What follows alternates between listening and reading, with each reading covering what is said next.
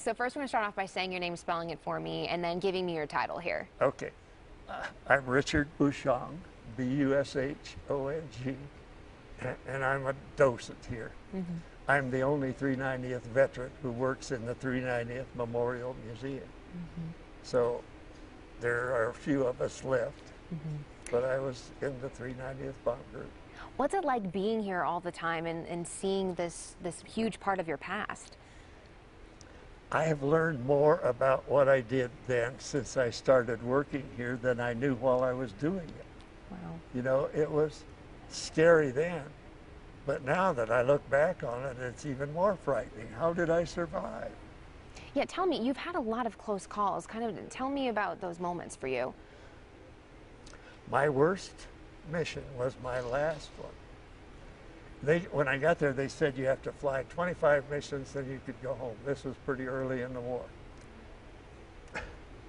I said, well, that sounds easy. Let's get going. So then I asked what the losses were. The losses averaged about 5% per mission. Statistically, it was impossible to complete 25. So I did get started, but my crew was shot down before I ever got started. Before I flew my first combat mission, my crew had been shot down. Then I wanted to go. I wanted to see all of that stuff, the flak and the fighters and everything. My first mission was to Ludwigshafen, Germany, a chemical factory. I saw it all. We had fighters, a lot of flak, and then my next mission was a few days later, and it was to Ludwigshafen, the same target. I saw it all before. No, I wasn't so anxious to go the next time. Probably not. So 25 missions total, or did you do more than that? I did more, yeah. When I got to about 18, they said, we're running short on crews. Everybody is extended, so I flew 28. Wow. So what's so different about this plane? It was a very substantially built airplane, took a lot of damage and made it home many, many times, with damage that you wouldn't expect an airplane to still fly. The Boeing built a really good airplane. The airplane was not as fast as the B-24, and it couldn't carry as much load, but it was much more substantially built and very solid and steady and firm in the air. So it was easy to fly a good tight formation. Mm-hmm. I flew the B-24 after I came back from this tour, and I was very glad that I flew this one in combat. Yeah. So it was a great airplane. What were your targets, mainly? A lot of our targets early on were aircraft factories, ball bearing factories, factories that built things for the war effort. So what we did early on helped when the invasion came along.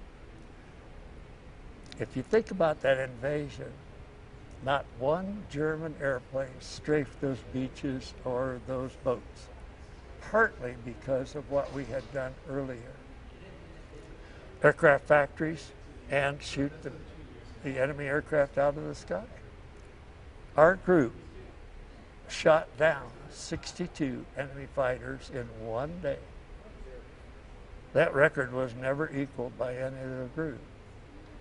But they lost 8 of the 18 airplanes they put up. So 40% loss. And how many airplanes would go up at a time? On the first daylight raid on Berlin, the 6th of March of '44, they actually put 821 heavy bombers into the air.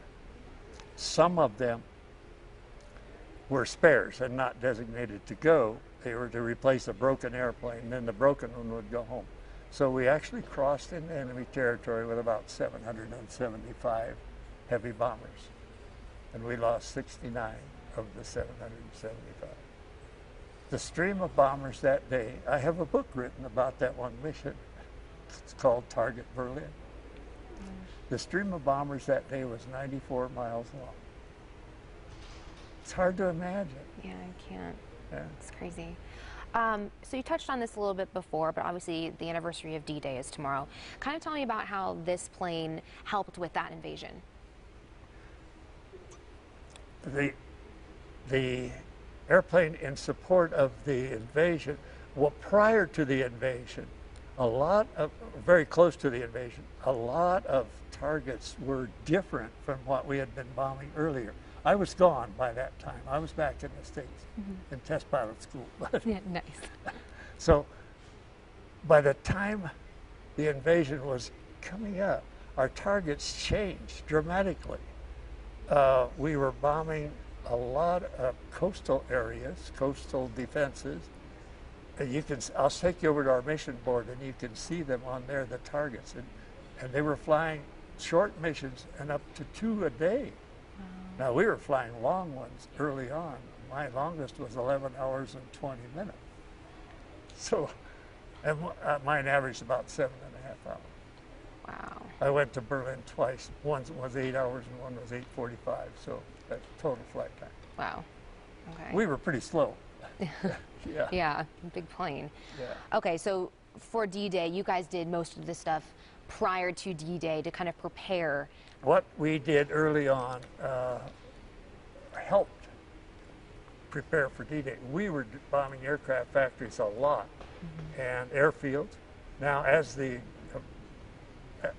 missions changed, as I said, they were bombing airfields and railroad marshaling yards. That's the area where all the switching was done prior to, they'd bring all the trains in, they'd switch and change cars.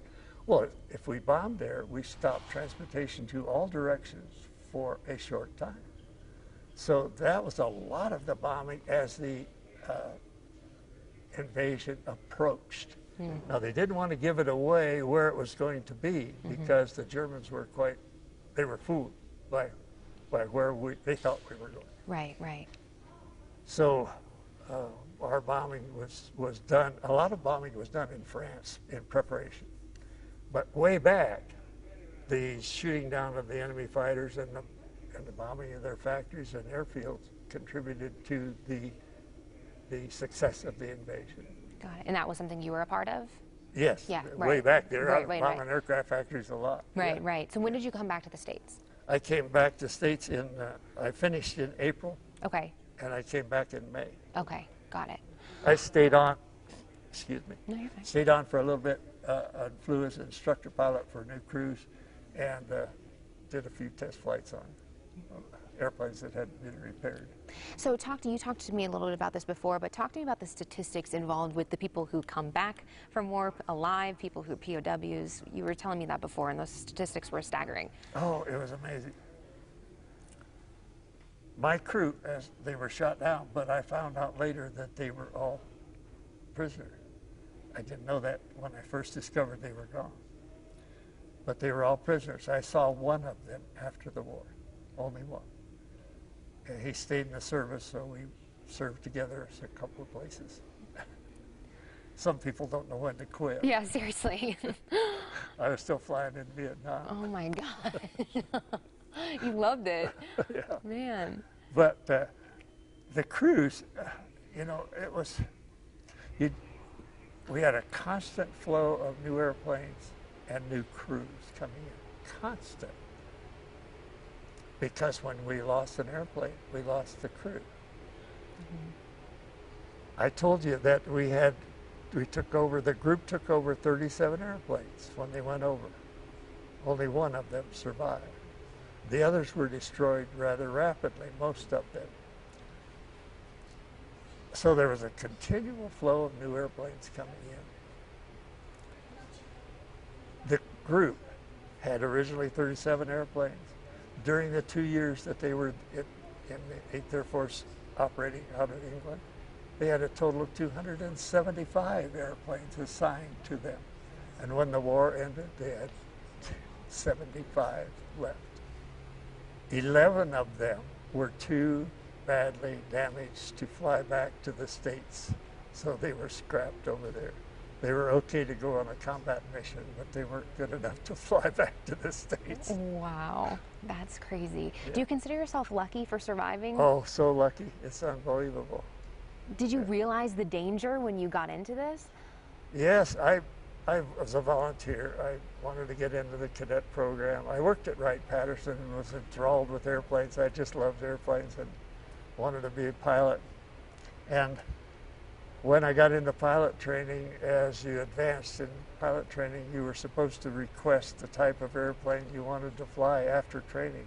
I requested the B-17. Nice. I didn't know they were going to be shooting at me so quickly, but... But hey, you survived. Yeah, I did. So when you had these people shooting at you, can you kind of tell me about what that makes you feel for the enemy?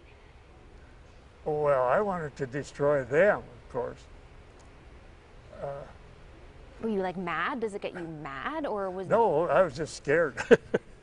Yeah. Well, of course, I wanted to hit our target.